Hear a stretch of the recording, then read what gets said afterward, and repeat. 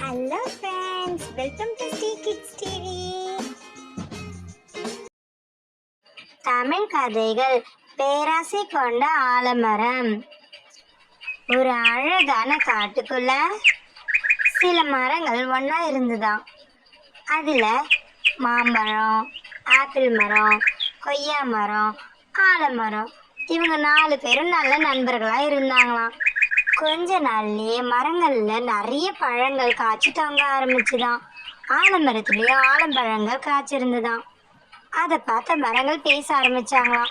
முதல்ல பேசின மாமரமோ, உன்னோட மரத்துல பாரு, விதைகள் எவ்வளவு சின்னதா இருக்கு அப்படின்னு சொல்லிச்சான்.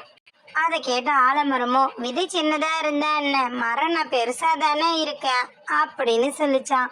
அதை கேட்ட கொய்யா மரமோ, உன் பழத்தை யாருன்னா சாப்பிடுவாங்களா அப்படின்னு சொல்லி கேட்டுச்சான். அதை கேட்ட ஆலமரமோ, சாப்பிட மாட்டாங்க தான், ஆனா என் மரத்தடியில தானே எல்லாரும் வந்து நிழலுக்கு உட்காடுறாங்க அப்படின்னு சோகமா சொல்லிச்சான் ஆலமரம். அதை கேட்ட ஆப்பிள் மரமோ, நிழல் தந்தா போதுமா, பழம் இல்லாத மரம் வாழ்க்கை எதுக்கு அப்படின்னு சொல்லி ஆலமரத்தை 3 மரங்களும் கலாச்சாங்களாம்.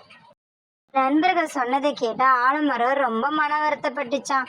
இருந்தும் வெளியில காமிச்சிக்கலையா. ஆனா 3 மரங்களும் சும்மா இல்லாம அடிக்கடி ஆலமரத்தை கலாச்சிட்டே இருந்தாங்களாம். இதை பார்த்து ரொம்ப மன வருத்தப்பட்ட ஆலமரம் ஒரு நாள் அழ ஆரம்பிச்சிருச்சான். பகல் முழுவதும் தேம்பி தேம்பி அழுத ஆலமரம் இரவுலையும் அழுதுகிட்டே இருந்ததாம். இரவுல ஆலமரத்தோட அழுகை குரல் கேட்டு அந்த இடத்துல திடீர்னு ஒரு தேவதை வந்துதான். தேவதை ஆலமரத்துக்கிட்ட கேட்டுதான், ஆலமரமே, நீ எதுக்கு அழுவுற அப்படின்னு. அதை கேட்ட ஆலமரம் தேவதை கிட்ட தன் நண்பர்கள் தன்னை கலாச்ச விஷயத்த சொல்லிச்சான். அதை கேட்ட தேவதையும் மனசு கஷ்டப்பட்டாங்களாம்.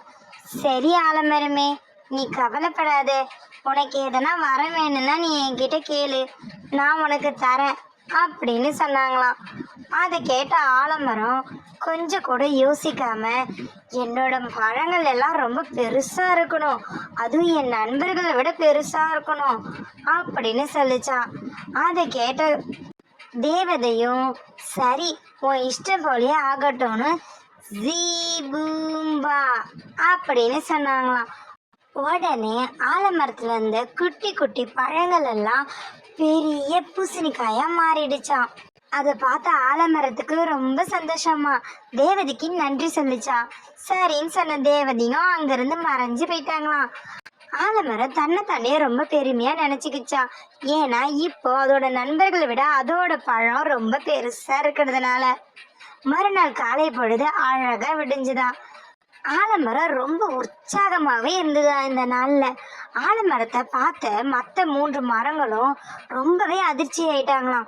ஏன்னா ஆலமரத்துல இருந்த குட்டி குட்டி பழங்கள்லாம் இப்போ பெரிய மஞ்சள் வண்ண காயா மாறி இருக்கிறத பார்த்து நண்பர்களை பார்த்து ஆலமரம் சொல்லிச்சா, இப்ப பாருங்க யாருக்கிட்ட ரொம்ப பெரிய பழங்கள் இருக்குன்னு. பழங்கள்லயும் சரி உருவத்திலையும் சரி நான் தான் பெரியவனு கர்வம் கொண்டு இருந்ததாம். அதே சமயம் அரண்மனையில இருந்த ராஜா நகர்வலம் செல்றதுக்காக தன்னோட குதிரையில ஊரை சுத்தி வர ஆரம்பிச்சாராம். அவரு அங்கும் இங்கும் சுத்தி பார்த்துட்டு காட்டு வழியா வர ஆரம்பிச்சாராம். காட்டு வழியா வந்த ராஜாவுக்கு பசி எடுக்கவும் அந்த 3 பழமரங்களையும் பார்த்தாராம். சரி, இந்த மரங்கள்ல இருக்க பழங்களை நம்ம பறிச்சு சாப்பிடலான்னு நினைச்சாராம். தன்னோட குதிரைய பக்கத்துல இருக்கிற ஆலமரத்துல கட்டி வைக்கலான்னு சொல்லிட்டு அங்கிருந்து நகர்ந்து போன ராஜா ஆலமரத்தை அடியில போய் நின்று தன்னோட குதிரைய மரத்துல கட்டி வச்சாராம். அதுக்கப்புறம் குதிரையில இருந்து இறங்கி பழங்களை பறிக்கிறதுக்காக அந்த மரத்துக்கிட்ட போக ஆரம்பிச்சாராம். இந்த சமயம் பார்த்து காத்து ரொம்ப வேகமா வீசிச்சான். அதனால ஆலமரத்துல இருந்த ஒரு பூசணிக்காய் காத்துனால கீழே விழ ஆரம்பிச்சுதான். அது நேரா ராஜாவோட குதிரையோட தலையில விழுந்துதான். அவ்வளவுதான், குதிரை தலை வெடிச்சு செத்தே போச்சான். இதை பார்த்த ராஜா ரொம்ப கோபம் அடைஞ்சாராம். என்ன செய்யலான்னு யோசிச்ச ராஜா அங்கிருந்து நடந்தே அரண்மனைக்கு போனாராம். அரண்மனைக்கு உள்ள போனதுமே 2 காவலர்களை அழைத்தாராம். காவலர்களே, இங்க வாருங்க, அந்த காட்டுக்குள்ள ஒரு ஆலமரத்துல நிறைய பூசணிக்காய்கள் இருக்கு, அதால இன்னைக்கு நான் என் குதிரையை எழுந்துட்டேன். நாளைக்கே எதனா ஒரு மக்கள் அது அடியில் போய் படுத்தாங்கன்னா அவங்க நிலைமை என்ன ஆகுறது? உடனே அந்த மரத்தை வெட்டி வீழ்த்துங்க அப்படின்னு சொல்லி ஆணையிட்டாராம். அந்த 2 சிப்பாய்களும் நேராக ஆலமரம் இருக்கிற இடத்துக்கு போனாங்களாம். ஆலமரத்தை பார்த்து கண்டுபிடிச்சதும் அதை அடியோட வெட்டிட்டாங்களாம். தன் நண்பர்களை பார்த்து பேராசைப்பட்ட ஆலமரம் கடைசியில இல்லாமலே போயிடுச்சாம். இதுக்கு தான் பெரியவங்க பேராசை பெரு நஷ்டம்னு சொல்லியிருக்காங்க. நம்மளும் இந்த ஆலமரம் மாதிரி பேராசைப்படக்கூடாது. Thanks for watching our channel. Like, share and subscribe us.